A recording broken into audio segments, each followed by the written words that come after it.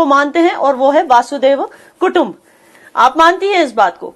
आज आप देखिए हमारे इस नेचर की वजह से सीरिया का जो सरबराह है वो आज हर जगह बोलता फिर रहा है कि भारत के लोगों की जो कल्चर है, जो ह्यूमैनिटी है, जो कंपैशन है वो है। एक तरफ भारत के प्रधानमंत्री हैं, जब दुनिया के किसी भी देश में जाते हैं तो वहां उनका गर्मजोशी के साथ स्वागत होता है, लेकिन पाकिस्तान के वजीर आजम जब कहीं जाते हैं तो दुनिया के बड़े बड़े लीडर्स उनसे फॉर्चुनेटली हम सिर्फ और सिर्फ भारत दुश्मन और भारत हमारे ऊपर अटैक कर देगा और कश्मीर हमें लेना है, इसी का चूरन बेच बेच के जो है वो हमारी चाहे एजेंसीज हो, चाहे हमारी आर्मी हो, चाहे हमारे पॉलिटिशियंस हो। इस हक में नहीं हूँ कि पाकिस्तान इंडिया को कंपेयर किया जाए, चूंकि ये कोई एप्पल ऑरेंज की बात नहीं है। इसमें इतना बड़ा फर्क पड़ गया है। मैं बार कह रहा हूँ कि भारत जो है वो जो ग्लास सीलिंग है दुनिया में डेवलपमेंट के लिए और इकोनॉमिक और पॉलिटिकल स्टेबिलिटी के लिए वो ऑलरेडी अचीव कर चुका हो रहा है। हमारे यहाँ आज भी मौलवी नेल पॉलिश पे फतवा दे रहा है, कभी बालों पे दे रहा है, कभी हिजाब पे दे रहा है, यानी उसका कोई काम ही नहीं है। जितना बदसूरत आदमी है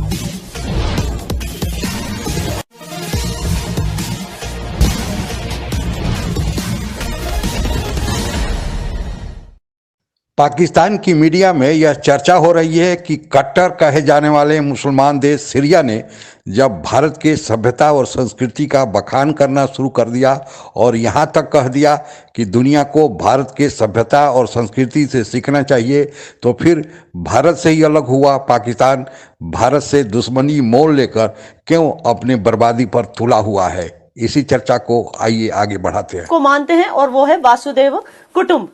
आप मानती हैं इस बात को? आज आप देखिए हमारे इस नेचर की वजह से सीरिया का जो सरबराह है वो आज हर जगह बोलता फिर रहा है कि भारत के लोगों की जो कल्चर है, जो ह्यूमैनिटी है, जो कंपैशन है वो अनटच्ड है। आज आप देखिए आरजू काज़मी जो आपकी शो पे प्रेजेंट है, ये पाकिस्तान में रहकर भी भारतवासियों को रिपब्लिक है। एक तरफ भारत के प्रधानमंत्री हैं, जब दुनिया के किसी भी देश में जाते हैं तो वहां उनका गर्मजोशी के साथ स्वागत होता है, लेकिन पाकिस्तान के वजीर आजम जब कहीं जाते हैं तो दुनिया के बड़े बड़े लीडर्स उनसे फॉर्चुनेटली हम सिर्फ और सिर्फ भारत दुश्मन और भारत हमारे ऊपर अटैक कर देगा और कश्मीर हमें लेना है, इसी का चूरन बेच बेच के जो है वो हमारी चाहे एजेंसीज हो, चाहे हमारी आर्मी हो, चाहे हमारे पॉलिटिशियंस हो, ये करप्शन करते रहे और आम पब्लिक जो है वो कुछ कर नहीं पाई। यही वजह है कि आज हमारी इकोनॉमी कहाँ पर है। और जाहिर है अगर किसी भी कंट्री में हमारे प्राइम मिनिस्टर जाएंगे या फॉरेन मिनिस्टर जाएंगे तो सभी को मालूम है कि ये पैसे मांगने आए हैं या कुछ ना कुछ लेने के लिए आए हैं। तो ये तो आम से एक बिहेवियर है कि लोग उन लोगों से बचना चाहते हैं। तो अब इन्हें कम से कम अब तो इनकी आंखें खुल जानी चाहिए। अब तो इनको चाहिए कि अपनी कंट्री के अंदर ये फैक्ट्रीज जो है वो चलाएं, ट्रेड ओपन करें और भारत हो चाहे अफगानिस्तान हो चाहे चाइना या ईरान, सबके साथ टर्म्स बेहतर करें, तभी आगे बढ़ सकते हैं। अब तो कोई पैसे देने वाला भी नहीं बचा है और ना ही कोई देना चाह रहा है। तो इसलिए अब सिचुएशन मेरे ख्याल से इनके हाथ से निकल गई है, इनके पास कोई दूसरा रास्ता नहीं है। इस हक में नहीं हूँ कि पाकिस्तान इंडिया को कंपेयर किया जाए, चूंकि ये कोई एप्पल ऑरेंज की बात नहीं है। इसमें इतना बड़ा फर्क पड़ गया है। मैं बार कह रहा हूँ कि भारत जो है वो जो ग्लास सीलिंग है दुनिया में डेवलपमेंट के लिए और इकोनॉमिक और पॉलिटिकल स्टेबिलिटी के लिए वो ऑलरेडी अचीव कर चुका है। जबकि पाकिस्तान में इस वक्त सिचुएशन ये है कि आप एज ए भारतीय अगर अपने समुंदर में, बहरे हिंद में दुनिया की सबसे बड़ी आबदोज डालने की बात कर रहे हैं, तो पाकिस्तान के समुंदर में कराची में जो है वो LOCs जो होती हैं, लेटर ऑफ क्रेडिट ना खुलने की वजह से लाइफ सेविंग किस्म की अद्वियात जो हैं, मेडिसिन जो हैं वो ब्लॉक हुई हैं। लोग बीमारियों से मर रहे हैं, भूख से मर रहे हैं, अंधेरे का शिकार हो रहे हैं। और प्राइम मिनिस्टर साहब बड़े फख्र से कहते हैं कि हमने IMF की तमाम शराइत मान ली हैं।